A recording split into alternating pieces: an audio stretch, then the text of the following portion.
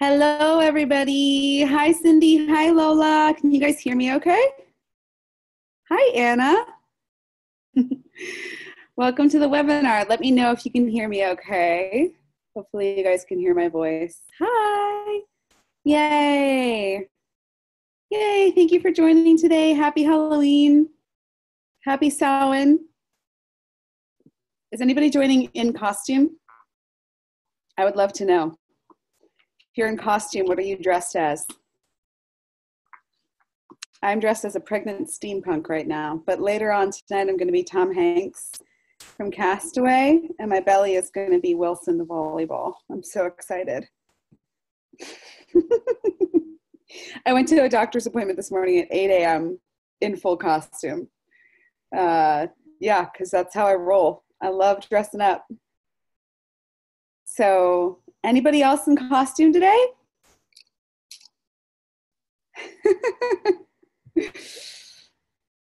All right, cool. So welcome to the webinar today.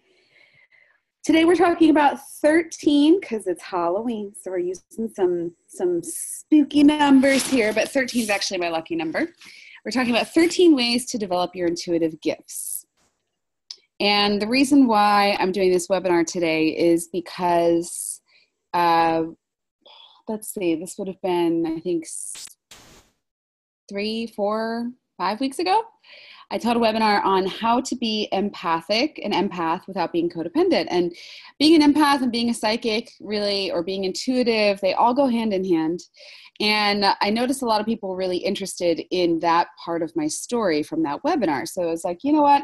I'm going to talk a little bit more about that because I haven't explored that in a while. And I know a lot of you out there are also psychic or intuitive in some way. And so I figured, you know, maybe you guys could use this information.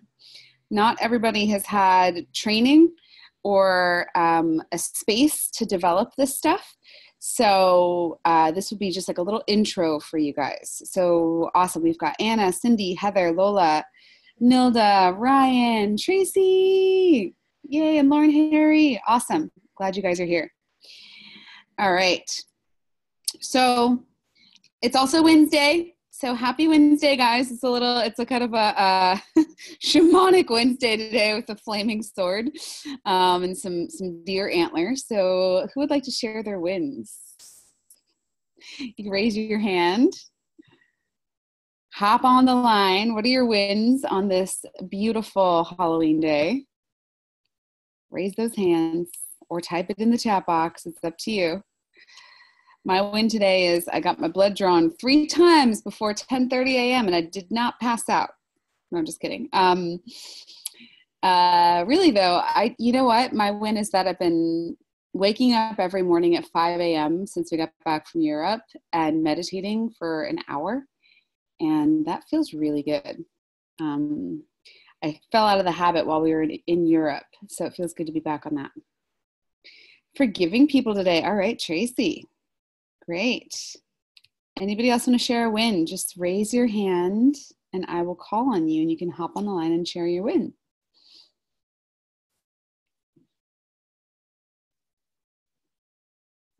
Nobody's celebrating anything today? What's going on, guys? Is everybody having a shitty day? That's okay. I love you anyway. Okay, well, if nobody has any wins, then we're just going to move right into the webinar. Okay, Nilda says, I had an awesome lava connection with Ryan yesterday. I took the initiative to lead my lava group call. Awesome, Nilda, good job. Lola, celebrating that I'm here. Yay! Okay, and then I'm listening to your lovely voice. Thank you, Lola. Thank you, thank you, thank you. Oh, Switch, hey, Switch. Yay, finally a hand is raised. Hi, Cindy. Hi. I walked away for a moment. I came back. I'm like, win! What's your win today?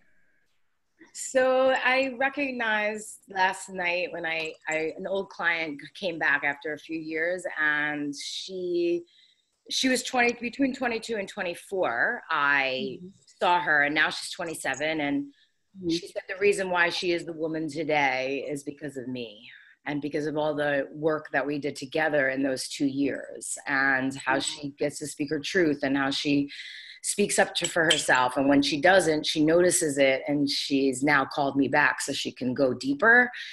And I recognize that for my win today really is about the work that I've been doing over these years and just calling it yoga. Yeah, definitely. Wow.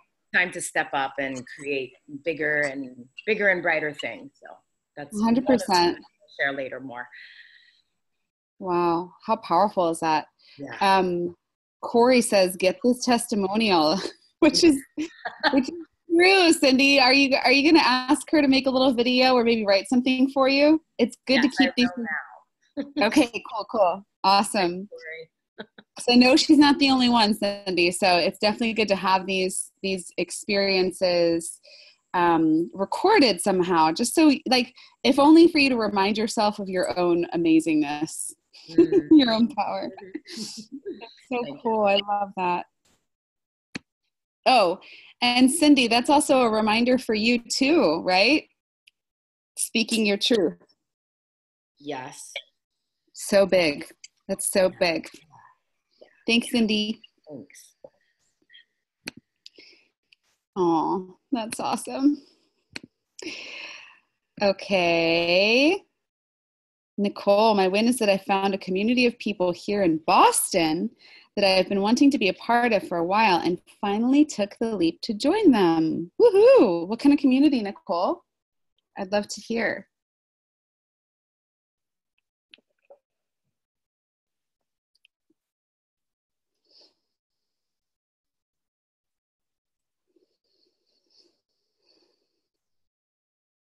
Oh, okay. I'm going to bring Nicole on.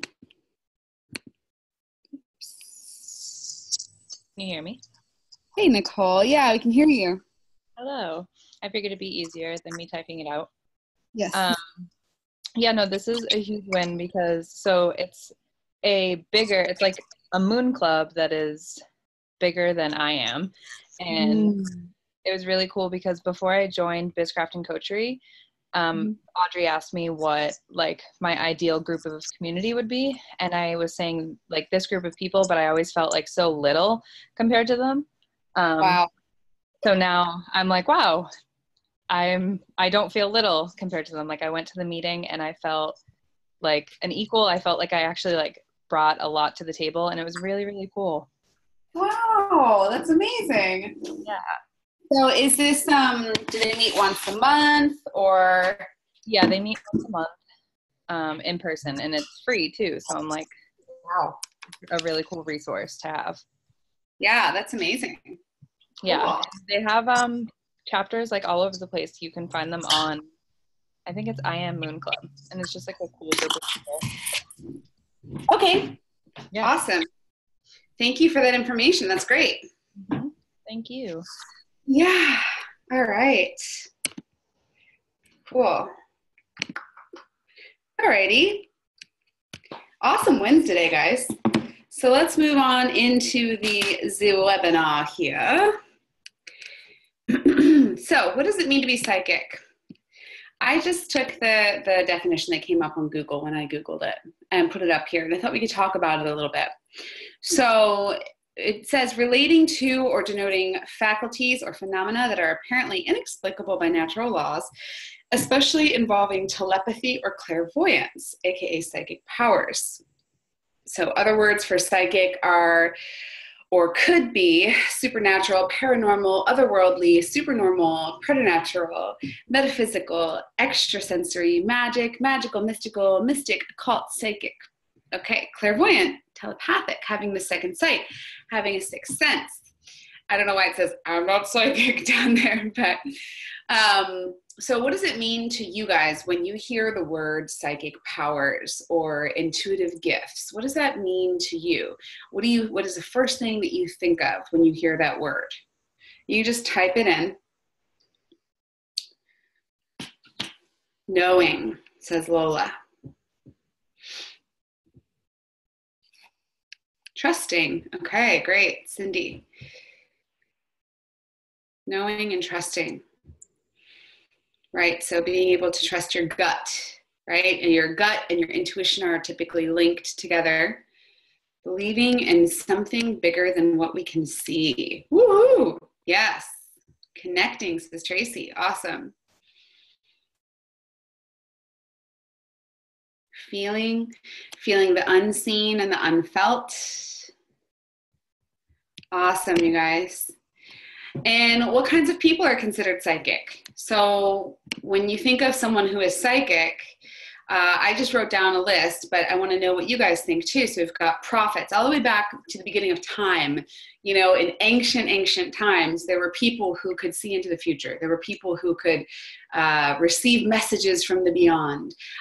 So we've had seers, mediums, prophets, pet psychics, tarot or oracle card readers, people who have had near-death experience oftentimes pick up psychic powers or the power to receive messages or speak to the dead, that kind of thing. Healers and empaths, energy workers, mothers. Oftentimes, once you have a baby, there's a type of connection that is formed between you and your child. That allows you to kind of have this little like extra sensory power. Hypnotists, shamans, magicians, exorcists. Cindy says witches. Yes. Awesome. Who else, you guys? What other types of people can you think of would be considered psychic or heavily intuitive? Is there anybody else out there, any other title that you would give someone in history, in the world, that would denote their abilities? And the reason why I'm doing this list is just to illustrate that psychic powers can show up in all kinds of ways. It's not just one thing or another. It's, it can show up in small ways, large ways. It could be a full-on medium, or it could just be like your mom had this sense to call you and she knew you were sad or something, right? So being a psychic doesn't necessarily mean that you're like Teresa Caputo all the time, right?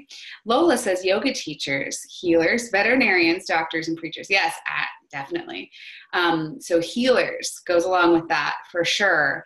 There's a reason why, and goes back to my webinar when I was talking about being an empath, is that we're people like us, most of us on this webinar, I think all of us, most of us, are drawn to this type of work for a reason. We're drawn to being yoga teachers, being body workers, and doctors, same thing, is because we have this deeper connection to what's going on with other humans and what's below the surface. Cindy says, so many people in prisons. That's really interesting, Cindy. I'd love to hear more about that. What do you mean by that? I'm gonna bring you on. Hey, Cindy. Hi. Yeah, go ahead. I've worked with a lot of people, and recently I did this, it's called Inner Circle, and they do this really 4-day transformational work with prisoners in high maximum security prisons. And a lot of what I talked to a lot of the guys that have been in prison for years and years and years, and yet that's really who they were. They were these intuitive people, and they actually survived everything that they went through, but everything that they had learned was hate and pain and suffering. And then once they were able to really heal, they found that they were incredible healers. Wow. Yeah. And that they were able to feel and read things. They just had put all that other stuff on top of it. Yeah, I totally can see that for sure. I've known quite a few people who are kind of chronically in and out of jail or prison, and they're all serious empaths, like serious empaths. And on top of that, many people who have been in those types of situations have had near-death experiences, right? If they're involved in drugs or gangs or anything like that, they have had those near-death experiences, and that brings them even closer to that thin veil, right? That's so interesting. Yeah. Wow. Cool. Thanks, Cindy. All right. So what are the benefits of developing your psychic powers? Why bother, right? what's the point in developing these gifts or these powers? It's like, okay, you have them, you don't. That's actually not true. Everybody is born with the ability to develop these gifts or these skills. Everybody, every single person. It just depends on how open you are and how willing you are to actually do the work and to believe that it's possible. So literally anybody can be psychic. But what would be the benefit of developing this power or just getting more in tune with it? Can you guys think of any reason why you would want to increase, besides just being like a magical person and, getting your own TV show or something? What are the actual benefits of developing your psychic powers? Go ahead and type it in the chat box. Anna says to have a better understanding of your surrounds. Yep. That's good. I think that goes for a lot of different things, right? To have a deeper understanding of the people you encounter in the world, a deeper understanding of the energy that you might feel when you walk into a room and how that might affect you consciously or unconsciously. Lola says guidance for self and others, seeing, in quotes, seeing things before they happen so you can prepare various responses to what's coming. Yeah, that's great. Yeah, being prepared. That's awesome. Heather says to tap into the most authentic life and help others do the same.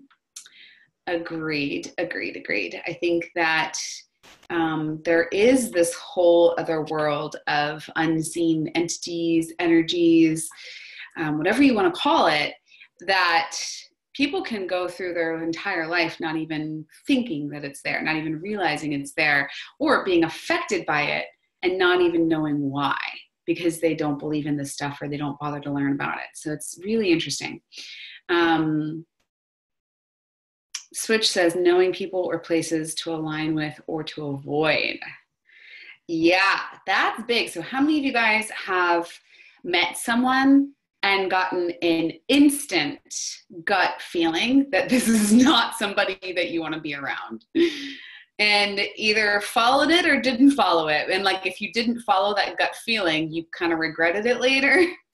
And if you did follow that gut feeling, you're like, oh, damn, that's why I got that weird feeling with that person. Look, they just did that crazy thing. I'm so glad I didn't become friends with them. How many of you guys have been there? Right. Or let's go the other way around.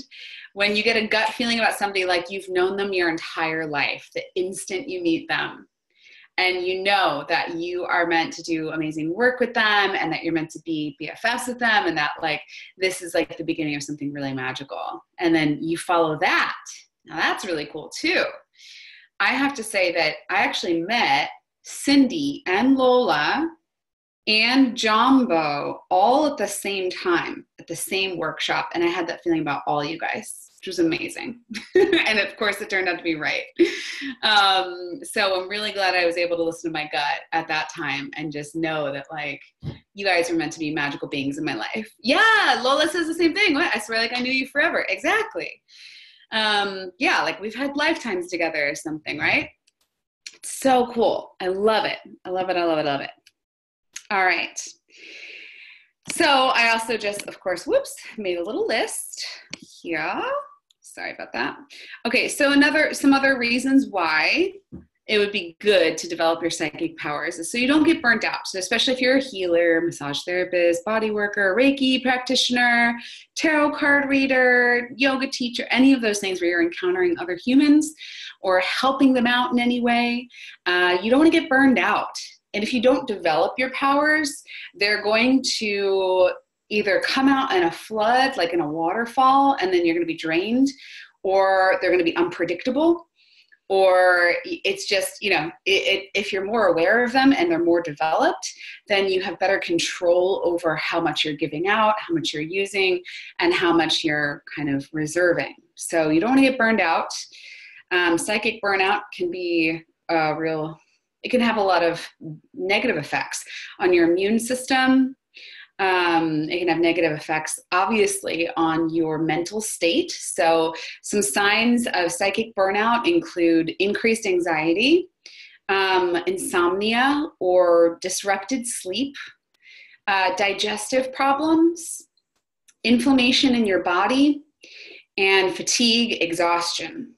So it's the same exact thing as getting burned out in any other way, right? But it can definitely happen through not being aware of your psychic or your energetic input output.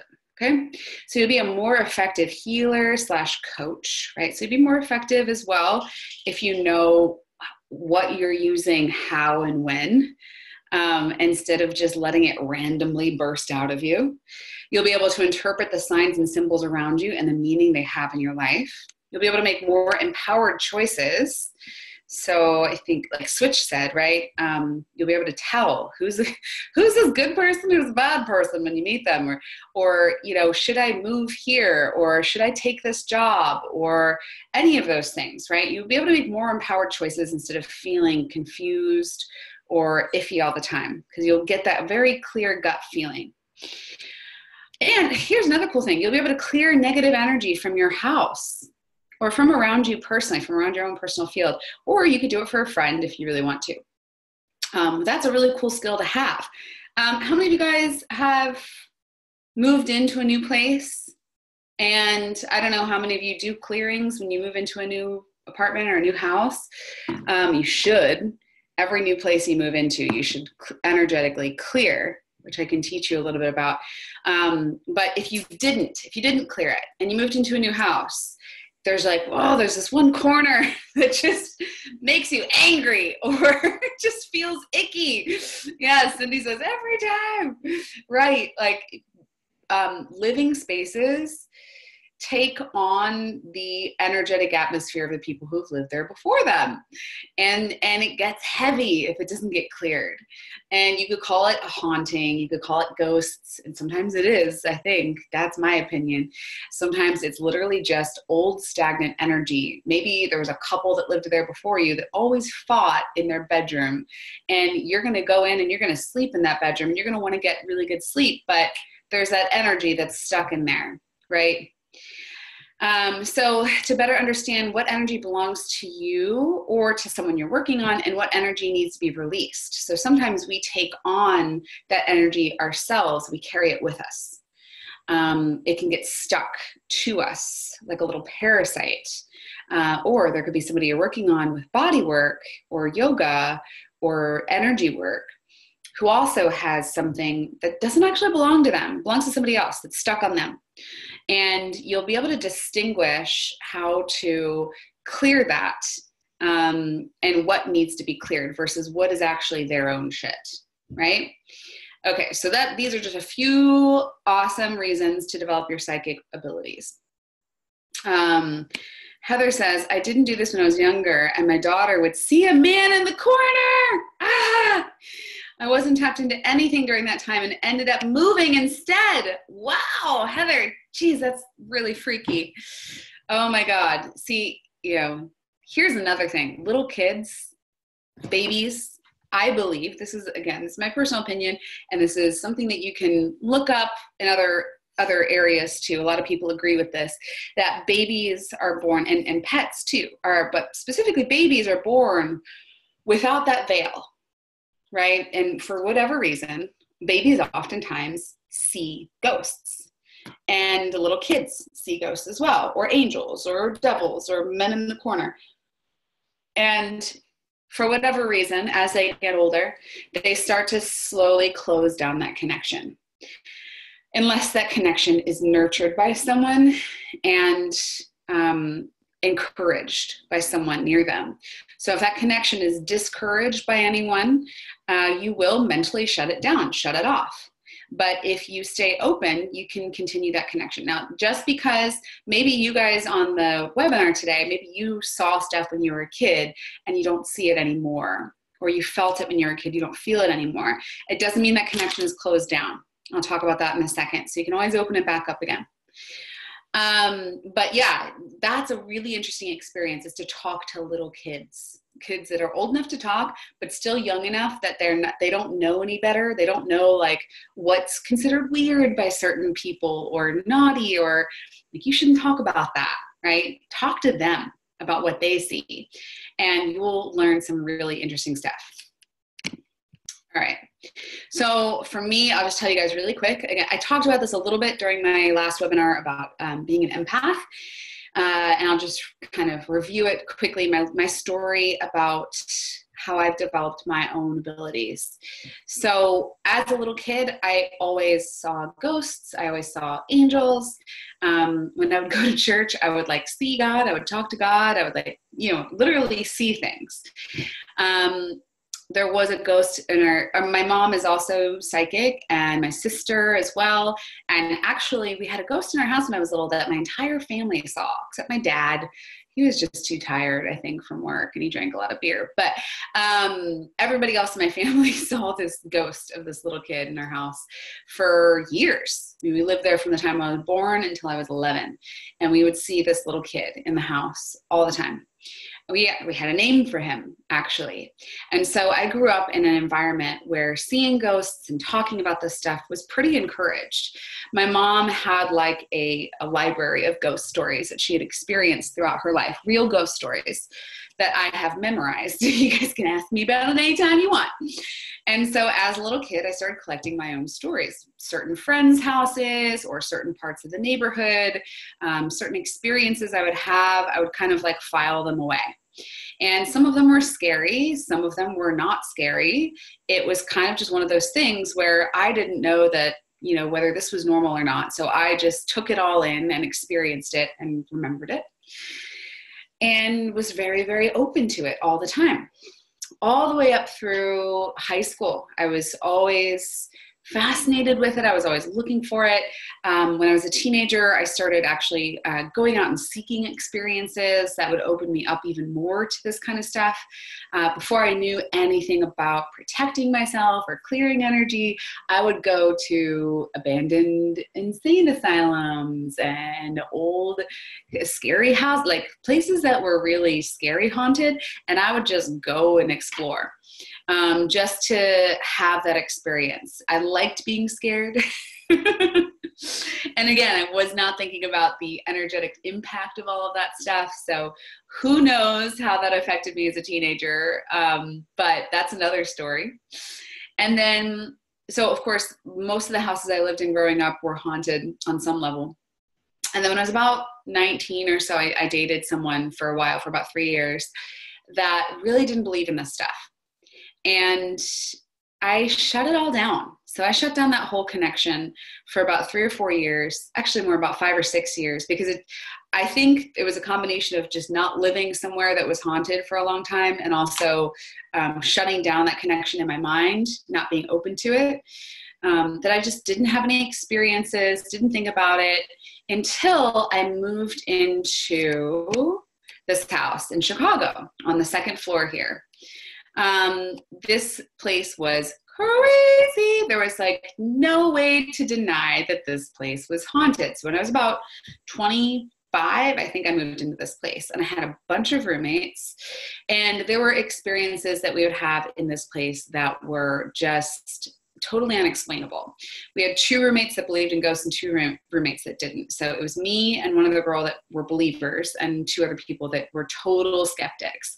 And within 3 months, we were all just like full believers. I mean, there would be, we had this stairwell in the front of the house. This isn't the exact stairwell, but this is a stairwell of one of the houses on that street. All the houses look the same on that street in Chicago. I love it. So we would have experiences where only one person would be home, and we would hear someone else come home through the door, walk all the way up the stairs into the apartment and say hello. And no one would be there. And then 10 minutes later, one of our roommates would come home and do the same thing, walk up the stairs, say hello, right? There would be noises coming from the other room if you were alone in the apartment, of boxes falling over, of glass breaking. You would go in the other room and nothing would be moved, touched, nothing. There were people, we would see certain things inside the apartment. There was a back bedroom to the apartment.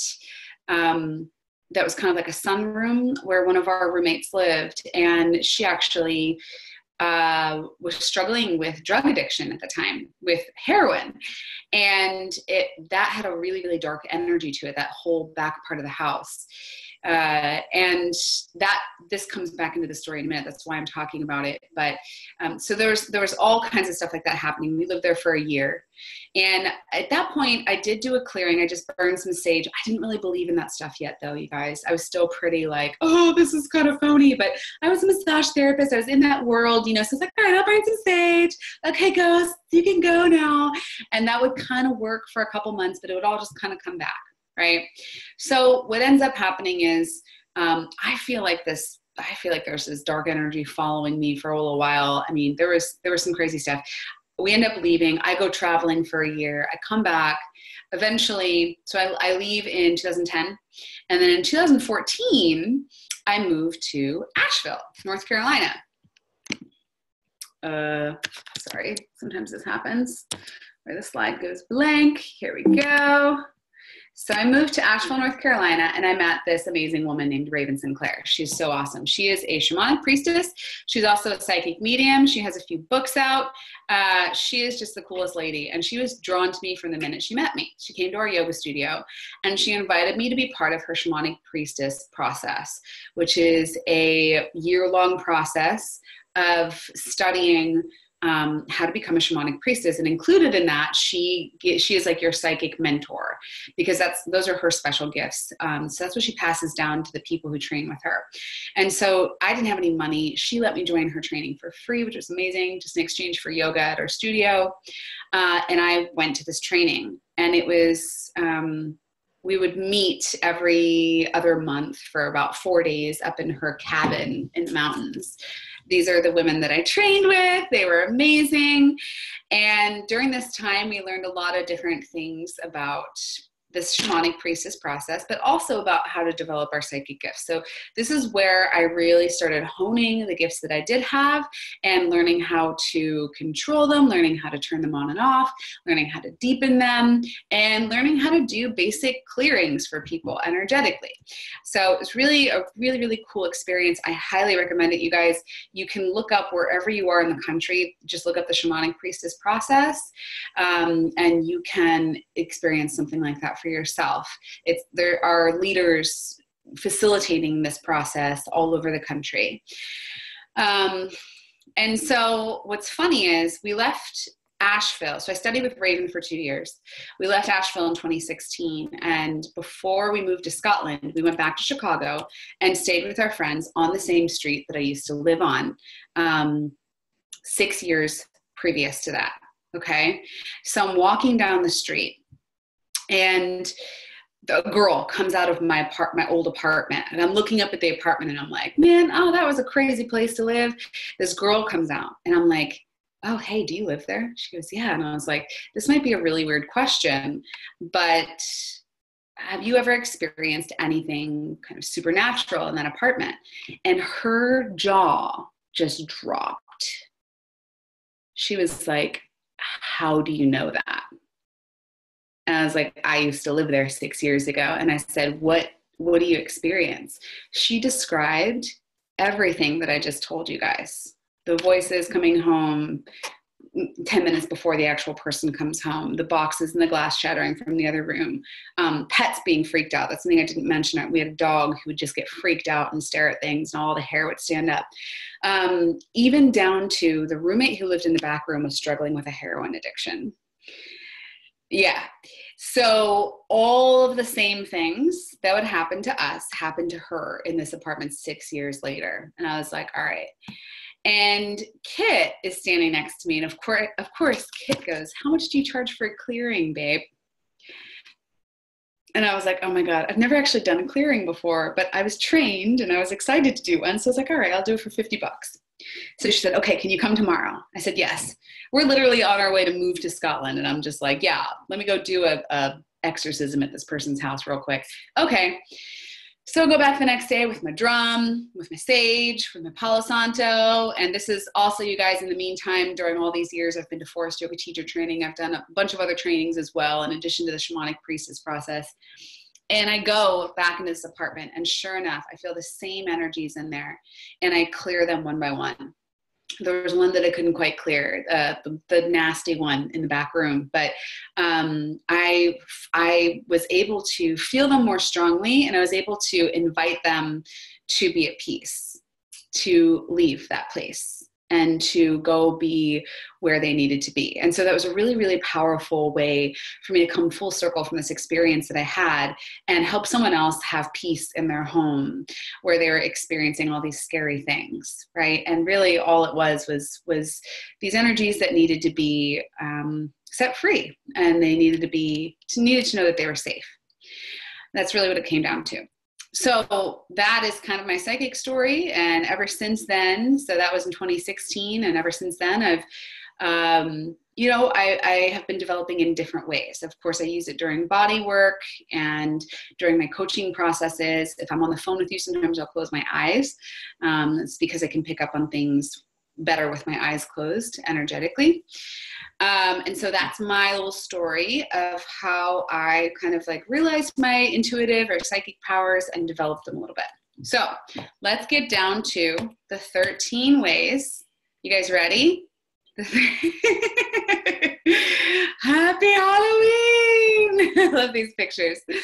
The 13 ways to develop your psychic or intuitive gifts. So you guys ready for this? Here we go. Ready or not? We're going to go for it. Number 1. You guys knew I was going to say this. Meditation. Meditation is so important when developing your psychic or intuitive gifts, because what meditation does is it allows you to observe yourself from the outside. It allows your mind to go quiet. And it allows you to kind of, as I like to think of it, as taking a comb and kind of combing out your different thoughts or your different energies that are maybe tangled up inside of you. So meditation gives you an opportunity to do. And so if you don't take that time to just be with yourself and your thoughts at least once a day, it's going to be very difficult to untangle all that stuff. So I highly recommend meditation, at least 15 minutes a day, at least, if not longer. I try to meditate for an hour a day, but sometimes it's just half an hour. And that really, really helps me get clarity and get grounded and get really, really just clear on all this stuff. So meditation is the first step. So if you haven't, most of you guys I know on this call are already meditators, but if you haven't started meditating yet, I would highly recommend trying that out. There are a lot of resources out there that you can use if you're not sure where to start. Headspace is an app that teaches you all about the beginning, how to meditate as a beginner. It's a 10-day course. It's free, and it just starts with like 5 minutes a day. Once you finish that free course, you can move on to another app like Insight Timer that has thousands of guided meditations, or even just YouTube, or just sitting in silence. It's up to you guys. There are a lot of resources. So I just want to make sure you guys are still with me. Still with me? Keep typing in the chat box. Yeah, thank you. All right, cool. Just haven't heard from you in a while. I was like telling this story about ghosts, and I'm like, I don't know if I'm totally losing them or what. Well, I guess I'll find out later. All right. Thanks, Corey. Okay, so any other meditation tools that you guys use, please feel free to type in the chat box to share with the other people on this webinar right now. So we got some extra people that have hopped on since we started. So there's 12 people on the webinar right now. So feel free to type that in and share your own tools of meditation. So we've got Deepak's 21-day challenge app. Don't forget Oprah's on there too. Deepak and Oprah, BFFs. Insight Timer is awesome. Yes, I love Insight Timer. I like Insight Timer because, again, it has thousands of guided meditations. It also just has a timer that has different types of white noise or music you can set to it, which is cool. Wheel of Awareness. Ryan will post about it. Awesome. Thank you, Ryan. Okay. Number 2, play the psychic game. This is a game that Kit and I love to play. We'll just play it when we're laying in bed. We'll play it during a road trip where literally you just take you and another person will just sit there and one person will think of a color or a shape or a word or something along those lines, something very, very simple. And they will visualize that color or that shape very, very, very strongly. And then you get to guess what it is they are visualizing, what they're thinking about. And you switch back and forth. Oh, Lauren, me and my mom do this. It's so cute. I love it. Yeah, it seems silly, you guys, but it's really a powerful way to just start tapping into that intuition, right? Actually, I have to go back to this lovely woman here and tell you guys a quick story because this reminds me of something I was going to share with you that's important. So one of the things that Raven taught us during our training, she told us this story that will stay with me forever about developing your psychic powers. And what she said is that, of course, everybody has the ability to develop these skills. It's not really a gift. You have it or you don't. It is a skill. Everybody has it.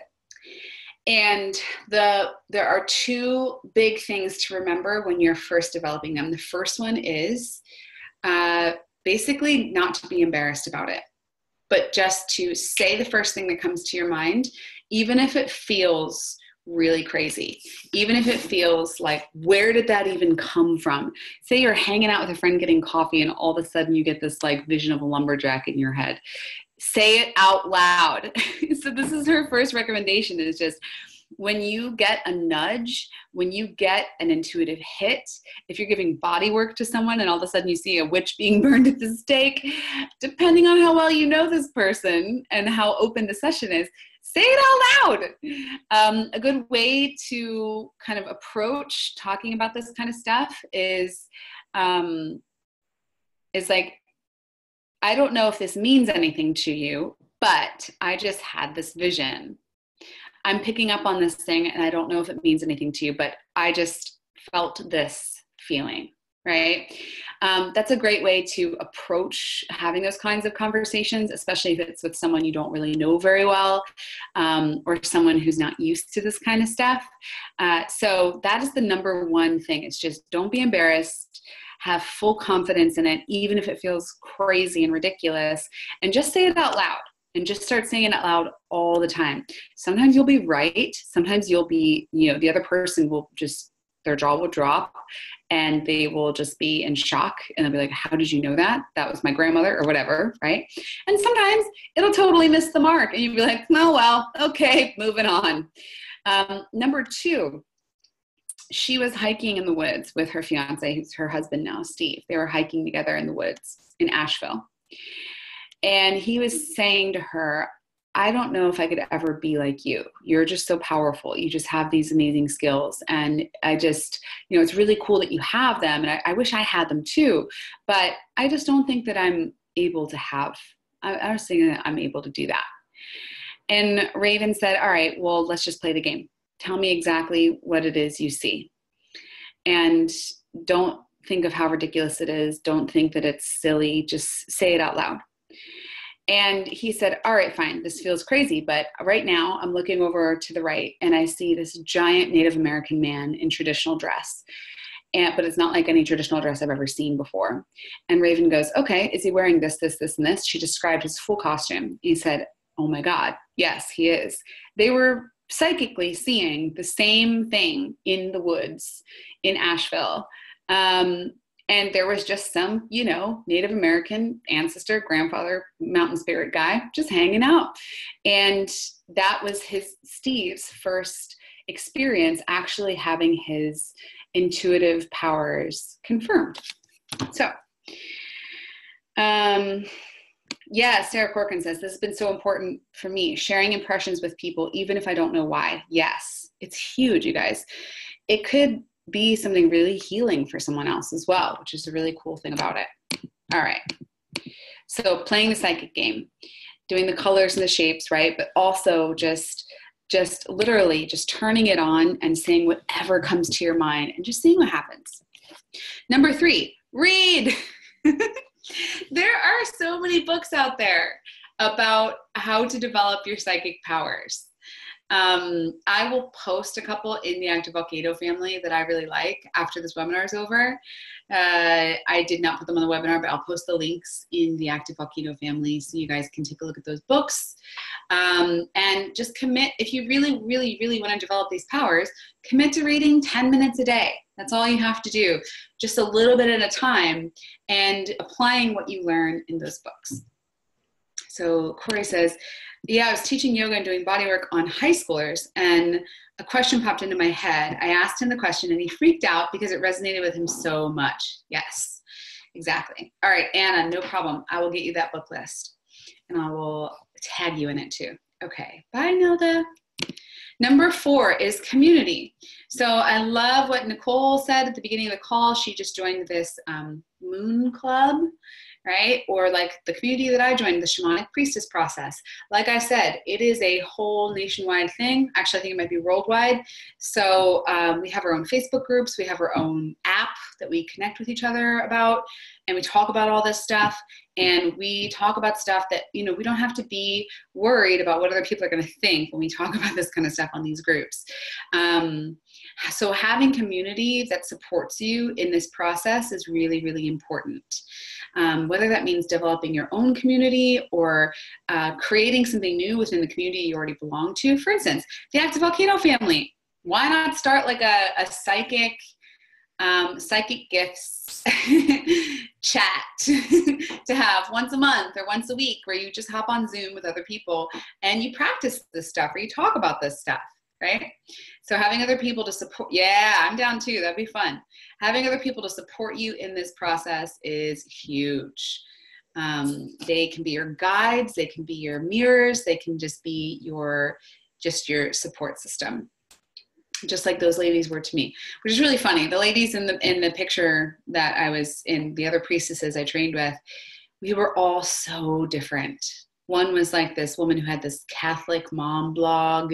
Another, I mean, one was like an accountant, you know, like we were all from just like totally different walks of life, but we all connected so deeply about this one process that we were doing together. It was so cool. All right, number 5. Spirit guides. So if you don't know what a spirit guide is, you can interpret it in lots of different ways. You might have heard the term spirit animal before. And a spirit guide could be an ancestor, or just kind of like Abraham Hicks, right? It could be like a non-physical source energy that sends you messages, that gives you intuitive hits. If you listen to interviews with Brian Weiss, the guy who wrote Many Lives, Many Masters. Oh wait, no, sorry. Aidan McLeod. Aidan McLeod is the other guy. He's another past life regression guy. And listen to an interview with him on Super Soul Sunday, Aidan McLeod. On Super Soul Sunday, he talks about this journey he went on where he was a total skeptic his whole life. He was not into anything metaphysical, mystical, nothing whatsoever.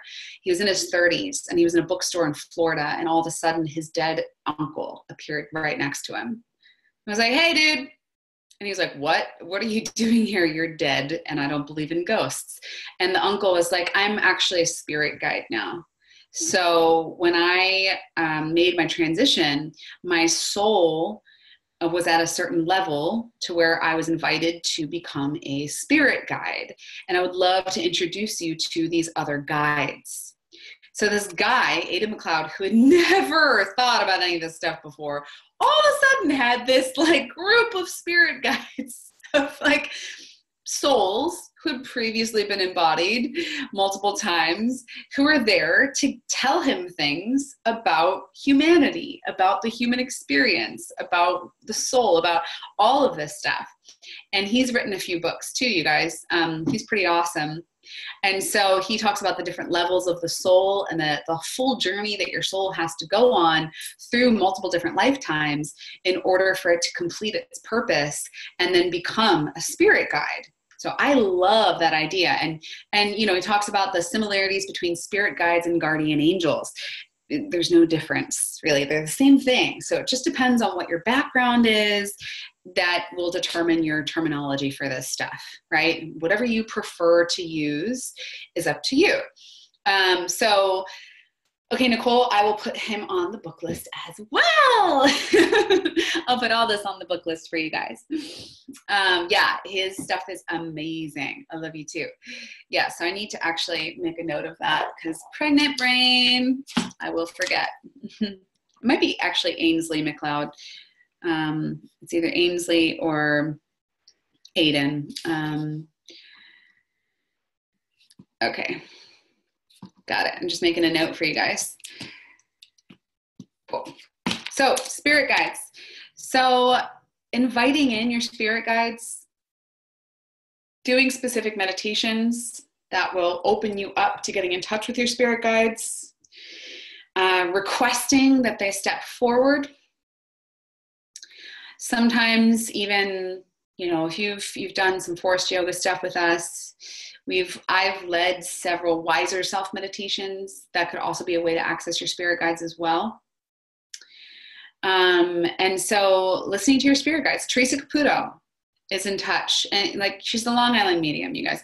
She is ridiculous, but she's amazing. I have to say, I believe that she's the real deal.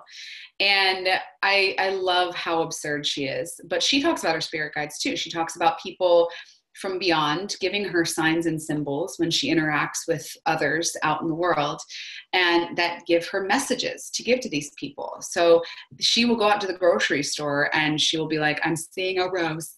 I'm seeing a red rose, and that's my symbol that it's your grandmother, and your grandmother loves you, and she's sending you this message. And, you know, it's like, this is something that somebody really needs to hear from someone they loved who died. So it's a real gift, you guys. So tapping into your spirit guides. Cindy, yeah, I've had a lot of practice. I love Teresa Caputo. Anyway, tapping into your spirit guides and really getting in touch with them and getting to know them is going to be a really powerful way to develop your gifts as well. Okay, next is, oh, some of these pictures aren't as good as they looked initially. That's okay. Active listening. Active listening. So listening beyond the sounds that you hear. Listening to the silence between the sounds. A great way to practice this is every night before you go to bed for 10 minutes, just lay in the silence and listen to all the sounds around you. And then try to listen what's underneath the sounds. If you're on Zoom or on the phone with somebody, or even if you're in person with them, don't just listen to the words that they're saying, but listen to the energy behind the words. Look at their eyes. Look at their body language. This will tell you so much more than what their words are saying. Nicole said, this is my favorite thing to do. I never realized I was doing it though. Yeah, see, that's the thing. With all this stuff, oftentimes this stuff is intuitive and we're already doing it. Once you learn that this is something you can actively do, consciously do, you'll get even better at it. All right, number 7, and just so you guys know, I might go over by a minute or two in the webinar, so I would love to get permission from you guys, if that's okay, to go over maybe by about 5 minutes today. Psychometry. Thank you. Psychometry. What is psychometry? It is the ability to pick up stories, energy, messages from objects. Whether that is a stone or a photograph or a deck of cards or a piece of jewelry like a wedding ring, something that has a lot of energetic power to it. So just taking these objects in your hand and getting still, getting silent with them, meditating with them, and letting yourself pick up anything that comes through. Anything. Even if it's like totally weird, totally ridiculous, pay attention to it and then write it down. Start a journal about all this stuff, right? So you can actually journal about everything I've talked about so far. Meditating, you want to write down the gems that you get from your meditation.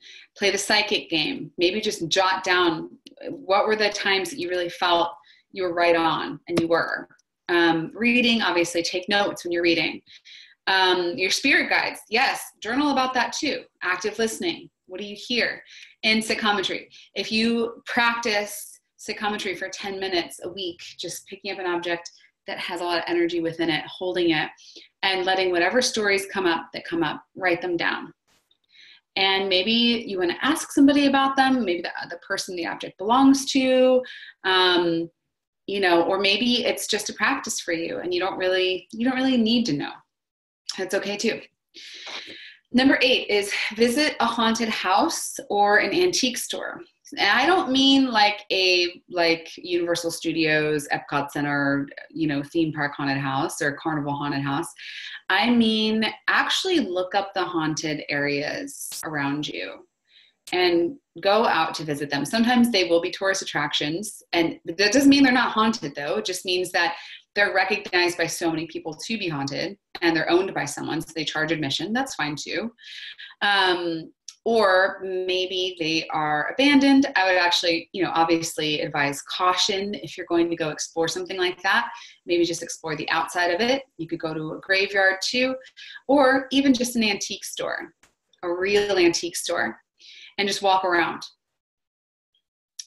Practice the psychic game, the active listening, the psychometry, picking up objects and feeling into them, and just let yourself experience the different emotions, the different bodily sensations, and the different things that you might see in your mind's eye or with your eyes open when you go to these places. Now, before you go, you might want to practice some sort of grounding technique. This could be simple as just standing with your feet on the ground and surrounding yourself with white light, or saging yourself before and afterwards. Oh, cool. Lola just gave a website, hauntedplaces.org is an awesome site to search for haunted places near you. Yay! Yeah, I love this, you guys. It's one of my favorite hobbies. So this is just a great way. And just, sometimes I like to go by myself, because if you go with someone else, you're talking and you're giggling and all that kind of stuff. But if you feel comfortable just going by yourself and meditating in this place and letting whatever come up, journal about it. All right. Number 9, practice seeing auras.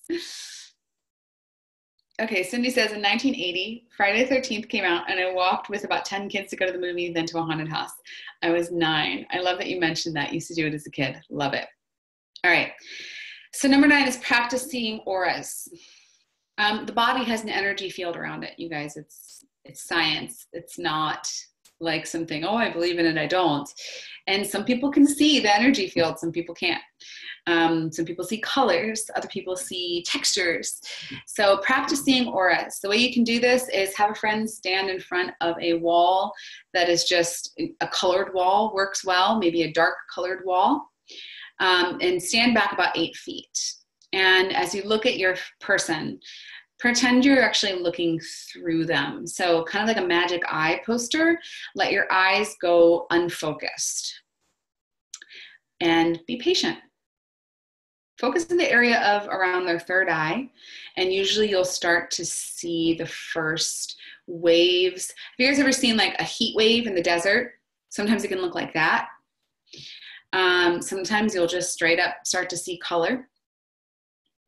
But practicing this, actually practicing it as a skill, and you could do this in public too. You could just sit at a cafe and watch people walk in and out, and practice trying to see their auras as they're moving around too. That's a little bit tougher than just having a friend stand still while you practice. But this is a really great way to start picking up on what's going on with somebody, right? If their aura is really bright or really dim, or if you see different colors, what do those colors mean to you? What does that symbolize to you? What does that mean about that person? You get to figure this stuff out on your own. Number 10. Oh, wow. These photos are so blurry. I'm so sad. They looked so cool when I found them. Anyway, number 10, get a tarot deck or an oracle deck of some kind. Oh, Lola said, I used to do this on the train sometimes. I just look above their heads and soften my gaze. Sometimes I see the air around their head get hazy or brighter. Yes, I do this in Shavasana.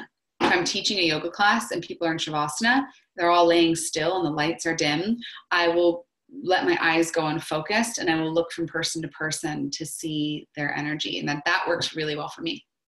All right, so back to number 10, get a tarot deck. Get any kind of deck. They say that having a deck gifted to you is better than going out and buying one. And I find that to be true, actually.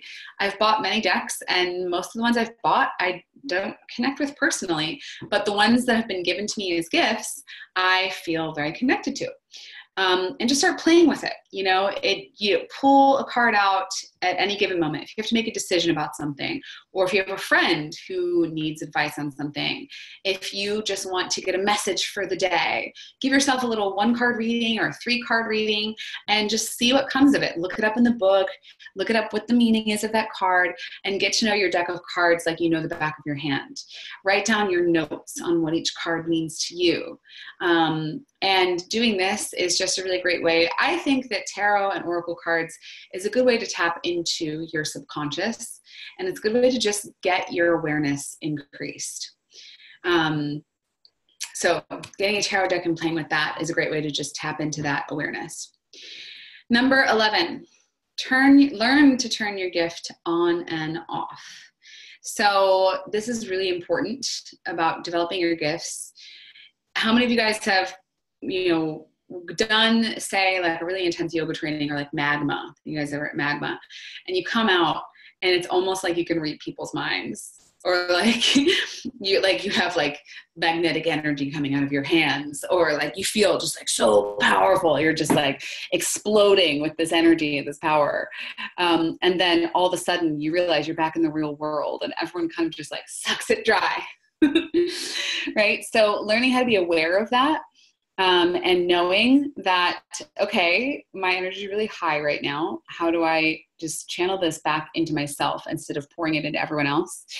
What I like to do is if I'm going into a session where I'd like to request my abilities to be turned on, whether I'm clearing energy from a house or doing body work on someone, I will envision in my mind the lighting of a candle. And I will call the 4 directions. I will call my spirit guides and ancestors. I will request their presence and their help. When I'm done, I will close the circle again. I will just close it back up, burn some more sage, and then envision the candle blowing out. That way, when I walk back into the real world after the session is over, I'm not leaking psychic energy. I'm not leaking this stuff. And I'm not sitting there like a sponge waiting to soak up everyone else's shit that they throw at me, right? Like getting in the car sometimes can be that way. If you're not prepared for it and you're just sitting there like a sponge, like a psychic sponge, you go out into traffic and everyone's pissed off. All of a sudden you're like, oh my God, I want to die. All right, so learning how to turn it on and off. Number 13, the last one, you guys, is diet and drugs. So what this means is, who here has done any kind of plant medicine? Which this picture's kind of creepy and scary, but it looks like if you've ever done plant medicine, you'll know what this picture is about. Before you go do certain types of plant medicine ceremonies, you do a dieta, a special diet, where you cleanse out any food that is not good for you, any food that is low vibrational. So any processed food, any fried food, any super spicy food, most types of meat, you clear that out. You just only eat like maybe a little bit of chicken or a little bit of fish. You just eat really, really bland, healthy foods that are high vibrational. Eat as much raw food as possible, or very lightly cooked if you have a sensitive digestion. Try to avoid foods with mold in them, so any kind of cheeses with mold in them or peanuts. Try to avoid onions and garlic. Onions and garlic can actually cloud your intuitive gifts, which is funny. It's like Anna and Jose of Forest Yoga are always talking about being garlic and onion free, and it used to annoy the crap out of me so much because I used to love onions and garlic. But what I've noticed, and looking into Ayurvedic medicine, actually, onions and garlic really do create this cloud over your third eye, essentially. Clouds it up. So following, spicy food, Cindy, chocolate. So doing a dieta for 2 weeks, that also includes no sex, which is really interesting, but you guys don't have to worry about that when you're just living your life in general. But really just, if you want to develop your gifts, you have to make sure that what you're putting in your body is clear and healthy and full of life, and is not going to lower your vibration, but it's going to raise your vibration. So you can just feel into that before you eat something too. You can feel it through your hands. And then lastly, drugs and alcohol. Obviously, doing plant medicine is a different type of drug. It's a more intentional thing. It's a ceremonial thing. And that can actually enhance and increase your intuitive and psychic abilities. So ayahuasca, peyote, mushrooms, toad medicine, combo, all of that kind of stuff. It can be helpful if you do it in the right way with the right people who are qualified to facilitate these ceremonies. If you are doing stuff like cigarettes, alcohol, daily weed smoking, even lots of different types of prescription drugs, it also is going to clog you up and cloud your ability to see and feel clearly. So bye, Lola, love you. So just be really, really aware of that and assess your diet and the amount of substances you're taking in and figure out ways that you can clear that. All right. Oh, I have two number. This is actually number 12 and this is number 13. Okay. So last one is obey your instincts and messages from dreams. So, again, going with the nudges that you get and then paying attention to your dreams and keeping a dream journal. So if you get a message or a symbol from a dream, or you get a message to call somebody from a dream, call them. Don't ignore that nudge, but actually call them and say, hey, I had a dream about you last night. I don't know what's going on, but I thought I'd call and check. If you get a hit, like a little nudge to do the same thing, someone text or whatever, just reach out and do it. And see what happens, see what they say. Most of the time, they're going to be like, oh my God, how did you know? I was just thinking about you or whatever. So that's the last thing, is that every time you get a nudge or an instinct to follow it, don't ignore it. Okay, and your homework for this webinar is choose at least one of these 13 methods from the webinar today to practice every day for a week. Keep a journal dedicated to this research for an entire week, and then share your results with the Active Volcano family. All right, Ryan says, Tracy and I have been keeping dream journals this week. Oh, that's awesome. Yay. I'd love to hear some of your thoughts on that. So go ahead and make a live video or just make a post in the Active Volcano family about what are the things you've learned about yourself, about your gifts, from doing these methods, from trying these on and really applying them. And yeah, share them with the Active Volcano family. I'd love to hear about it. So that is it for the webinar today, you guys. Thank you so much for joining, and thank you for staying late with me. I know we went over a little bit. I really appreciate all of you, and I hope you have a beautiful week. And look on the Active Volcano page, and I'll send this out in the replay email as well, the book list. Okay, so that'll be going up pretty soon. Love you guys. Thank you so much. I will see you all very soon. Bye.